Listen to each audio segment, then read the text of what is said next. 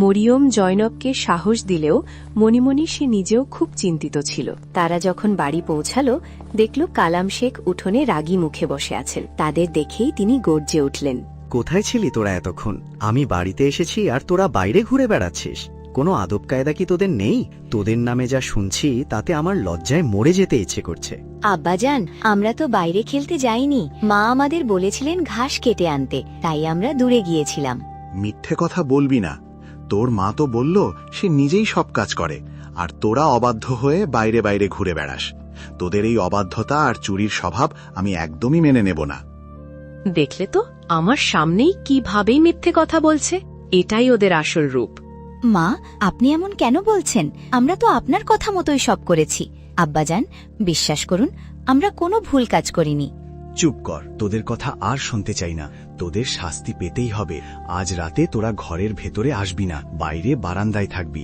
আর কাল সকালে তোদের সাথে নিয়ে আমি একটু বাইরে বেরোবো। তোদের ছোট খালার বাড়ি দিয়ে আসবো, সেখানেই তোরা থাকবি।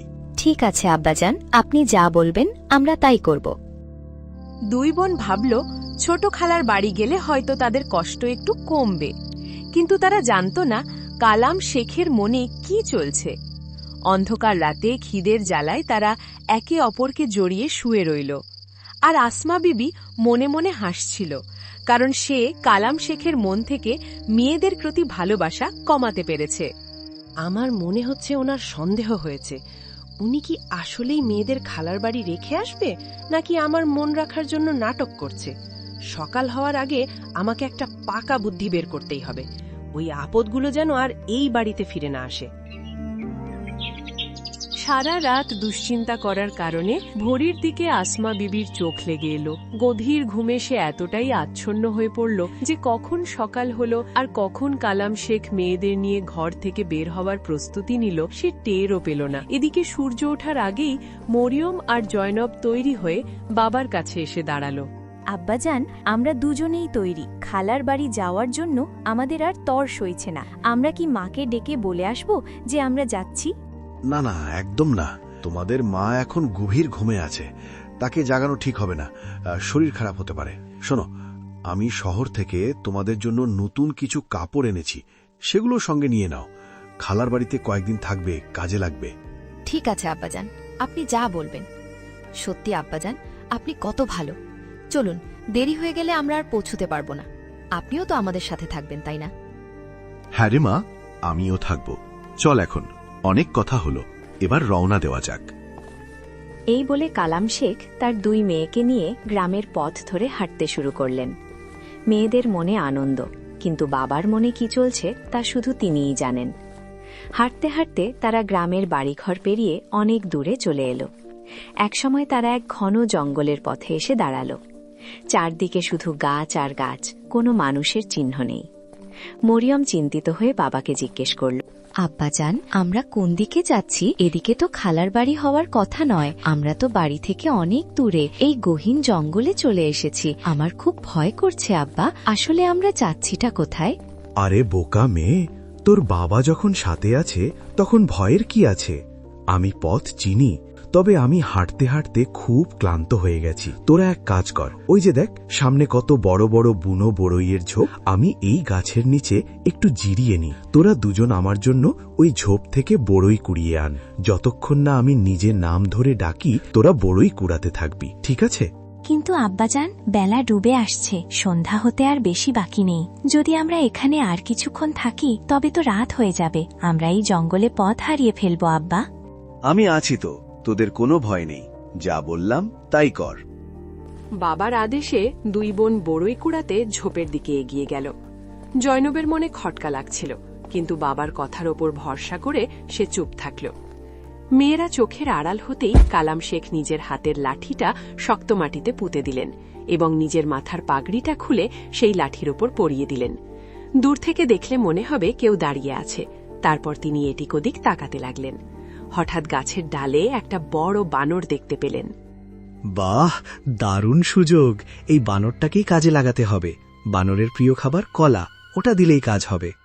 কালাম শেখ তার ঝোলা থেকে কিছু কলা বের করে লাঠির উপর রাখা পাগড়িটার নিচে রাখলেন এবং বানরটিকে ইশারা করলেন। বানরটি লোভে পড়ে নিচে নেমে এলো এবং পাগড়ি পরা লাঠির পাশে বসে কলা খেতে লাগলো। কালাম শেখ পা টিপে টিপে বাড়ির পথের দিকে উল্টো দৌড় দিলেন। ওদিকে বানরটা কলা খাচ্ছিল আর মাঝে মাঝে অদ্ভুত আওয়াজ করছিল, যা দূর থেকে মানুষের গলার মতো শোনাচ্ছিল। কুড়াও মেরা বাপ দাঁড়িয়ে আছে, কুড়াও মেরা বাপ দাঁড়িয়ে আছে।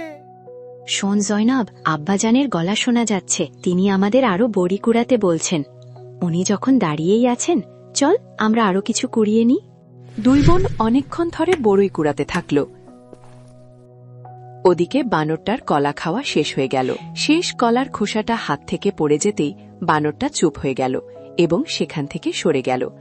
এবার জয়নব খেয়াল করল যে আব্বাজানের আর কোনো সাড়া শব্দ নেই।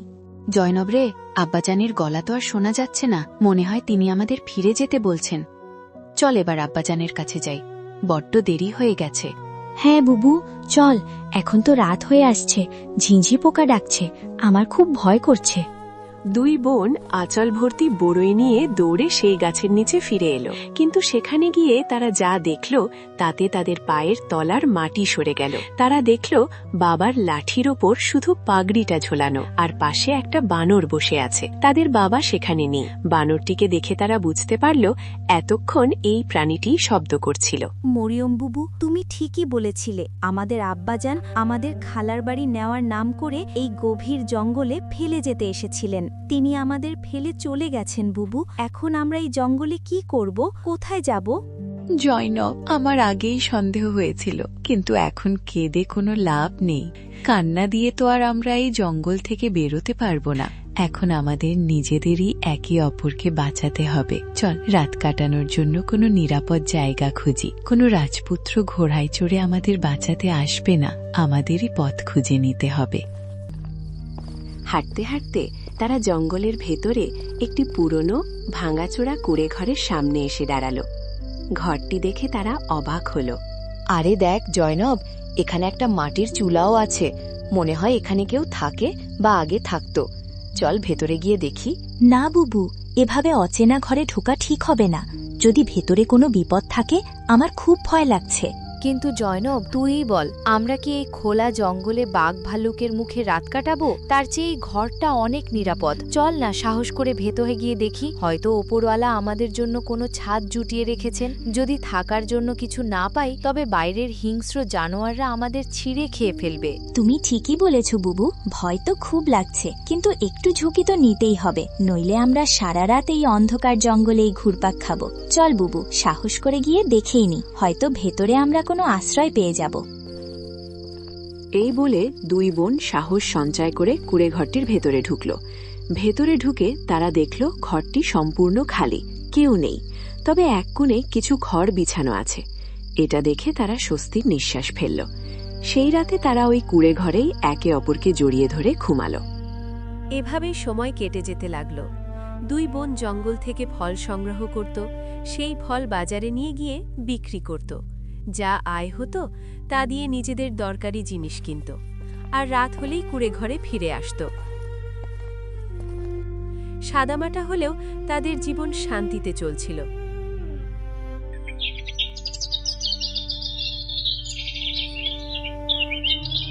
দেখতে দেখতে কয়েক বছর কেটে গেল। এখন দুই বোনই বড় হয়েছে আর এত সুন্দরী হয়েছে যে কেউ দেখলে তাকিয়ে থাকত। একদিন সকালে বাইরে বের হওয়ার সময় জয়নব মরিয়নকে বলছিল, আপা, আজ আমি জঙ্গলের একটু দূরে যাচ্ছি, কিছু তাজা ফল আনব, যাতে বাজারে ভালো দাম পাওয়া যায়। কিন্তু জয়নব, আজ তো আমাকেও বাজারে যেতে হতো, আর ফেরার পথে বাড়ির রেশনও আনতে হতো। আমি কালই কিছু ফল পেড়ে রেখেছিলাম, ওগুলো নষ্ট হয়ে যাবে। আপা, আমার তো তুমি ছাড়া আর কেউ নেই। যখন আমি বাড়ি এসে তোমাকে ঘরে পাই না, তখন বুকটা কেঁপে ওঠে, খুব ভয় লাগে। আমি চারদিকে তোমাকে খুঁজতে থাকি।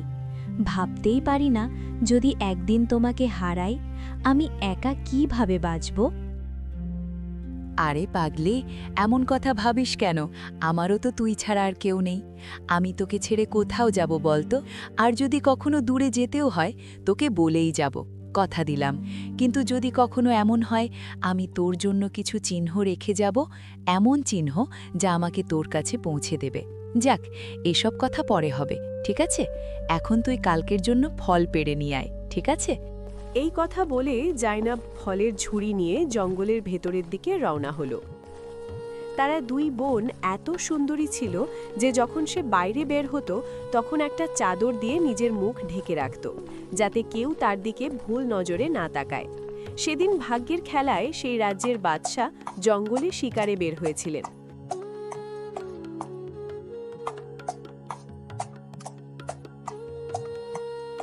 সকাল থেকে সন্ধে পর্যন্ত তিনি শিকারের খোঁজে জঙ্গল ঘুরে বেড়াচ্ছিলেন। হঠাৎ করেই তার চোখে পড়ে গেল একটি খরগোশের ওপর। উজির সাহেব, সকাল থেকে শিকারের পেছনে ঘুরছি, খিদে তো প্রাণ বেরিয়ে যাচ্ছে। এই শিকার হাতছাড়া হওয়া চলবে না, আমি আপনাকে বলে রাখছি। জি জি হুজুর, নিশ্চিন্ত থাকুন, আমি আজ এই খরগোশ শিকার করেই ছাড়ব, আপনি শুধু দেখতে থাকুন।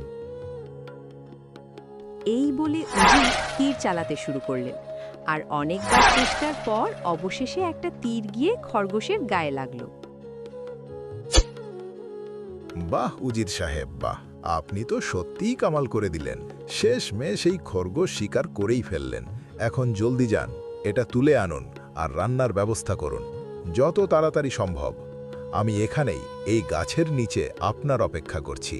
জি জি হুজুর, যা আপনার আদেশ, আমি এক্ষুনি রান্নার ব্যবস্থা করছি।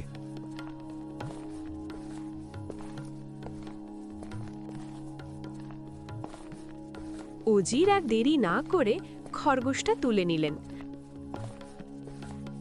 তারপর আগুন জ্বালানোর জন্য জঙ্গলের ভেতরে খুঁজতে লাগলেন। এখানে জঙ্গলে আগুন কোথা থেকে পাবো? কোথা থেকে রাঁধবো আমি এই খরগোশ? এ তো অসম্ভব। তখনই উজির দেখলেন যে এক কুঁড়েঘরের বাঁশ থেকে ধোঁয়া বেরোচ্ছে।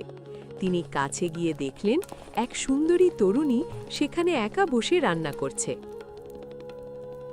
আরে, এত সুন্দরী মেয়ে আর জঙ্গলে, মনে হচ্ছে রান্না করছে। চলো, খরগোশটাও এখানেই রেঁধে নিই। কিন্তু এই মেয়ে জঙ্গলে এখানে একা কি করছে? ও কি এখানেই থাকে? চলো গিয়ে ওকেই জিজ্ঞেস করি।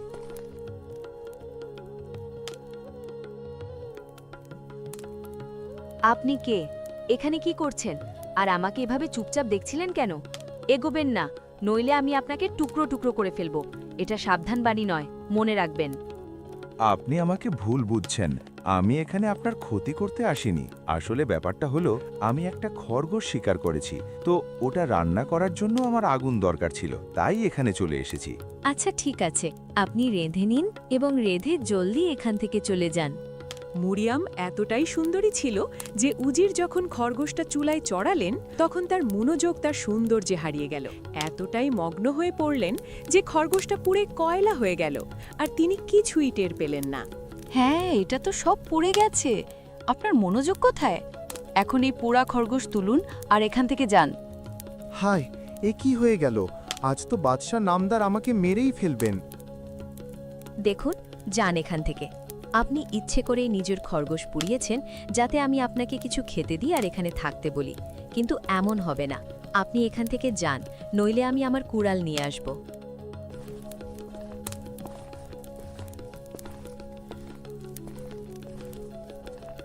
ওদিকে বাদশাও খরগোশের অপেক্ষায় ছিলেন। উজিরকে ফিরতে দেখে তিনি বললেন, উজির সাহেব, একটা খরগোশ রান্না করতে এত দেরি হলো কেন? আমার খুব খিদে পেয়েছে। খরগোশ কোথায়? উজির হাঁটু গেড়ে বসে কাঁপতে কাঁপতে বললেন, হুজুর, আমাকে মাফ করে দিন, এটা ইচ্ছে করে হয়নি। জেনে বা অজান্তে আমার ভুল হয়ে গেছে। সে এত সুন্দরী ছিল যে তাকে দেখে আমি সবকিছু ভুলে গিয়েছিলাম। কে এত সুন্দরী ছিল? কার কথা বলছো? আমাকে খুলে বলো। আর খরগোশ কোথায়? হুজুর, সে এখানে এক কুঁড়ে ঘরে থাকে। হুজুর, আপনি তাকে দেখলে খরগোশ কি সব কিছুই ভুলে যাবেন। আসুন, আমি আপনাকে সেই কুঁড়ে ঘরেই নিয়ে যাই, দেখলেই বুঝতে পারবেন কেন আমি দুনিয়া ভুলে বসেছিলাম। ও তাই নাকি? আমাদের রানীরা তো এই রাজ্যের সবচেয়ে সুন্দরী, আর তুমি বলছো একজন দাসীকে দেখে তুমি সব ভুলে গেছো? বেশ, চলো, আমিও দেখতে চাই সে সৌন্দর্য কতটা অসাধারণ। এরপর বাদশাহ আর উজির দুজনেই সেই কুঁড়ে ঘরের দিকে এগিয়ে গেলেন।